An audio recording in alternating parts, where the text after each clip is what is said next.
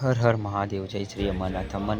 અમરનાથ યાત્રા ચાલુ થવામાં 15 થી 20 દિવસની વાર છે અને અમરનાથ યાત્રાના પ્રથમ શિવલિંગના દર્શન કરી રહ્યા છો. જે બાલ સ્વરૂપમાં શિવલિંગ છે, તમે એના દર્શન કરી રહ્યા છો. જે આપણે 2024માં શિવલિંગ બનેલ છે, એના તમે દર્શન કરાવી રહ્યો છો. તમે દર્શન કરો અને આપણી YouTube channel life changing Indian બોયને સબસ્ક્રાઈબ કરો અને તમને અમરનાથ યાત્રાની અપડેટો આપીશું. અને RFID કાર્ડ અમરનાથ યાત્રા ઉપર અવશ્ય છે, તો અમે અમરનાથ યાત્રા ઉપર જતા હોય તો RFID કાર્ડ પણ બનાવડાવજો. અને અમે તમને અમરનાથ યાત્રા ચાલુ થવાની છે અને પહેલાં બાબા બર્ફાનીના દર્શન કરાવીએ તો તમે ધ્યાનપૂર્વક દર્શન કરો અને તમે શાંતિપૂર્વક દર્શન કરો તો એ દર્શનમાં તમને દેખાશે. 2023ના તમે દર્શન કરી રહ્યા છો. તમે આ જો બાબા બર્ફાનીના અત્યારે શિવલિંગ બહુ મોટી હતી અને આ વખતે શિવલિંગ નાની છે, બાલ સ્વરૂપમાં છે. શંકર ભગવાન છે એ બાલ સ્વરૂપમાં છે. ત્રિશુલના દર્શન પણ કરો તમે.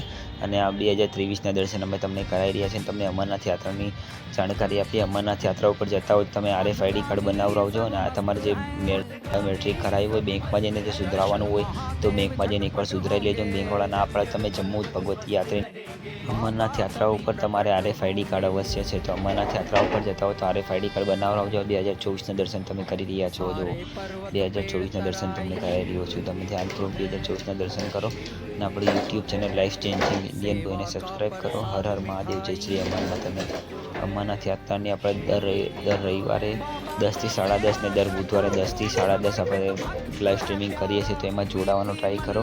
અને આપણી યુટ્યુબ ચેનલ ઉપર જુઓ તમે અમરનાથ યાત્રાના વિડીયો પણ છે આપણી પાસે, એ પણ તમે જુઓ.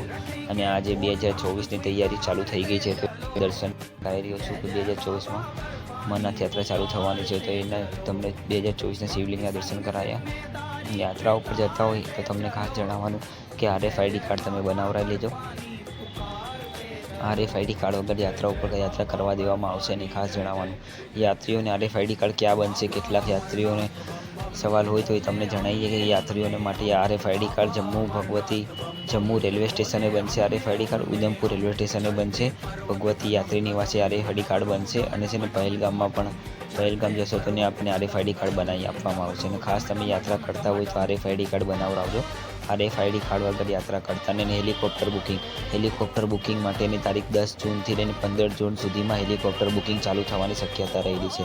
એટલે હેલિકોપ્ટરથી યાત્રા કરવા માંગતા હો તો એમને મેડિકલ પોતાનું કમ્પલસરી છે, તો મેડિકલ તમારે કરાવીને રાખવાનું. મેડિકલ તૈયાર હશે તો તમને હેલિકોપ્ટર થ્રુ યાત્રા કરવા દેવામાં આવશે, એ તમને જણાવી રહ્યો છું. તો આપણી યુટ્યુબ ચેનલ ઉપર તમે હેલિકોપ્ટર બુકિંગ ચાલુ થશે તો એની પણ તમને અપડેટ જણાવીશ.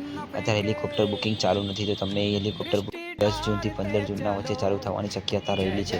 સાઇન બોર્ડની મિટિંગ બાદ હેલિકોપ્ટરનું બુકિંગ ચાલુ થશે, તો એ તમને ખાસ જણાવવાનું. યાત્રા ઉપર જતા હોય તો હેલિકોપ્ટર બુકિંગવાળા હો તો તમને પંચતાની હેલિપેડ પે છે ઉતારશે. ત્યાંથી તમારે ઘોડો પીઠું કાં તો ચાલીને જવું પડશે. 4-4.5 કિલોમીટરનો ટ્રેક છે જે ગુફાનો, એ પંચતરણી હતી, તમને ખાસ જણાવવાનું. એટલે તમે યાત્રા ઉપર જતા હોય તો જો બાલતાલથી જતા હોય તો ડોમેલથી છે ને બાલતાલ ડોમેલથી છે ને સીધી તમારે ગુફા લગી પહોંચાય. હર હર મહાદેવ, જય શ્રી અમરનાથ. લાઈક કરો.